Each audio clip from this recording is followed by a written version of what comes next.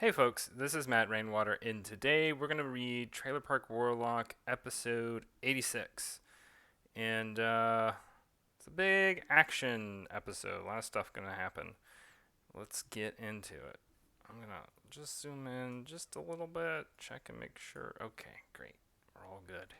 So here we go, cold open. Magic's all fun and games till somebody gets hurt, y'all. Now put down the cards and we can just forget all we can just forget all this. I like how the cards are like a weapon. That's funny to me. Darla, take cover. Well, boom. Wonk. So now we get to see Jake really kind of use the Lock of Athens thing. And it kind of allows him to manipulate all the golems. I say kind of. It allows him to manipulate all the golems in kind of a weird, energetic way. Squawk. How about you put down your dolls, Mr. Warlock? We're not playing games, Mr. Baker. It's time for the adults to bow down to the Emperor's souls once again. Growl. So yeah, the kids have some. I mean, we already knew this from previous episode, but they've summoned a lot of creatures from their tarot decks. Trailer Park Warlock, the left hand. We're gonna find out what that's about. Hey Candace, Nate, I'm taking my brother out of here. It's too dangerous. Wow, can't we stay? But our tournament.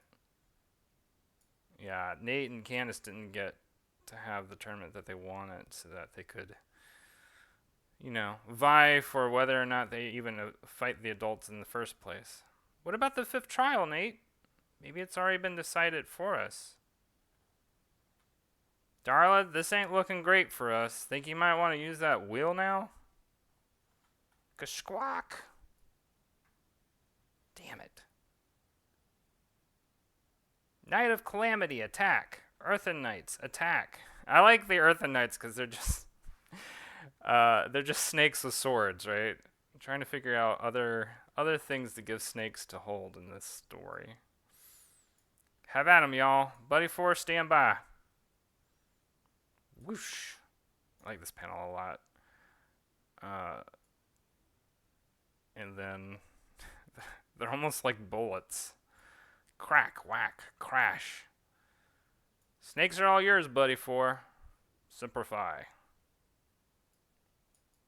This is another panel I really like. There's a lot of panels that I like in this episode because typically when I get into all the action stuff, that's when I really like to push my composition and poses and all that kind of thing. I swear, Pontu had mentioned something about using the left hand. Ag. Whoop. Just turn around and leave, lady. We'll go easy on you. Let me see. Darla hasn't quite gotten the will of abandon scrawled onto her hand. Leave or else I'll squash you. Like hell I'm taking orders from a kid. Darla sees the pen. I warned you. Roar. Badoom, badoom, badoom. Darla manages to slide under the T-Rex. Whoop. Squawk. But gets picked up by, I guess, this pterodactyl. But she scrawled it on her hand, nevertheless. Another spin of the whale. Badoom. Cool. Now Darla's starting to transform. Just looking, I was like, did I? I keep making sure it's the left hand. It is. It is. In season 2, I had that trouble a lot too. I was just like, okay, let's make sure that's the right hand. Uh-oh.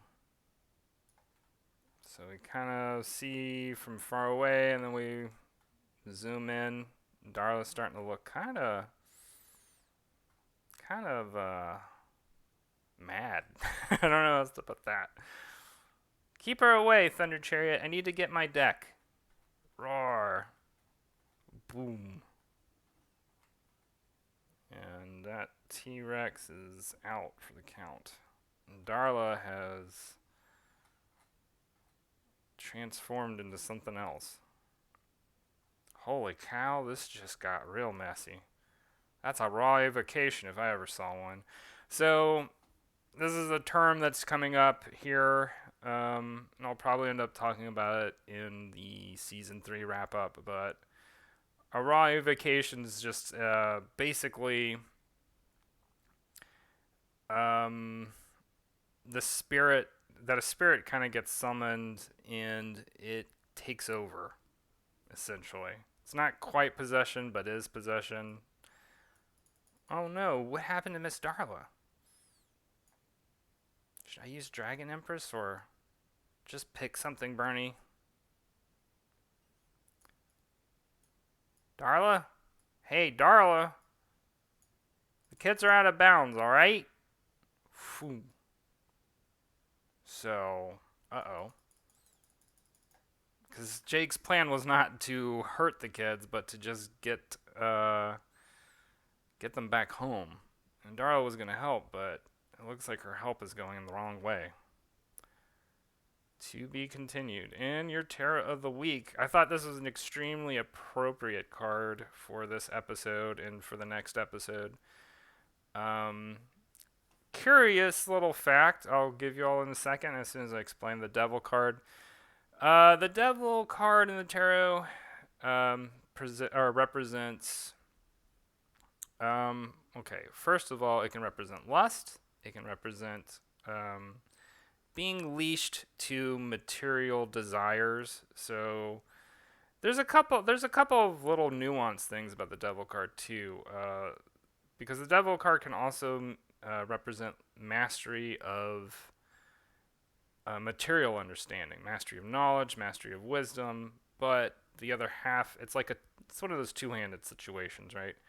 So on the one hand, it's mastery of earthly things, but on the other hand, it's also too much fascination or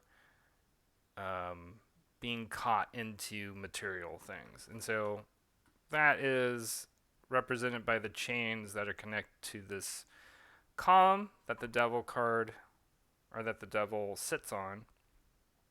And we see both Darla and Jake. Darla's got the Will of Abandon scrawled in her hand, as well as the Devil here. And Jake's issue is hooch. Let's be honest. But curious fact, this was the first idea for designing Pointu's what I don't even know what to call it appropriately. I guess gargoyle form that he has in season 2. His lowest will, basically. This was the first idea, and so that it's actually, I mean, you can see it's not really like what it looks like in the comic. But this is when I was first thinking about it. So a lot of the stuff that did stay, or the thing that did stay in particular, was his like chicken feet and hairy legs. But then a lot of the other stuff that did change. Okay, well the tattoos didn't change at all. I pretty much all the tattoos I used on the Devil for this ended up pretty much staying, right, for Pointu. The wings, I ended up going with a different design, although I really like these designs for the wings. And then, of course, the facial hair pretty much stayed the same, but the horns went away. There were no horns for Pointu's lowest will form. And then another thing, and we'll talk about this when we start reading season 2. There's a point where I forgot about Pointu's earring. It kind of comes and goes, but after a while he just doesn't have it. And so anyway, some little fun facts. And so anyway, that's the Devil card of the tarot. And of course, as always, if you're not following me on social media, you can if you would like. On Twitter, that's at Matt J. Rainwater. I regularly post my thoughts. I do these 11:11 tweets, so like at 11:11 a.m. and 11:11 p.m. I will have some musings, some thoughts, sometimes silly, sometimes attempting to be profound.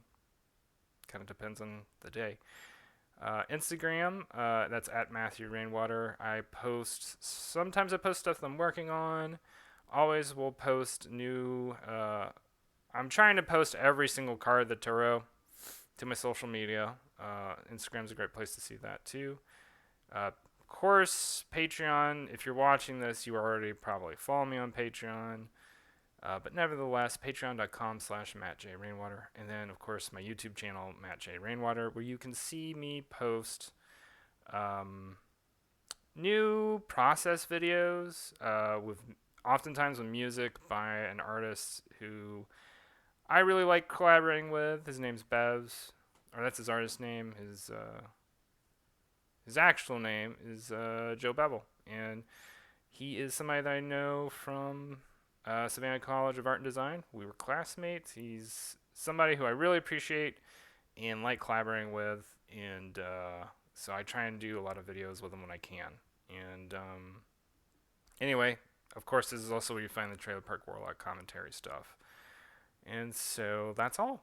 I will see y'all again soon, and hope y'all having a good day, and I'll talk to y'all later. All right, bye.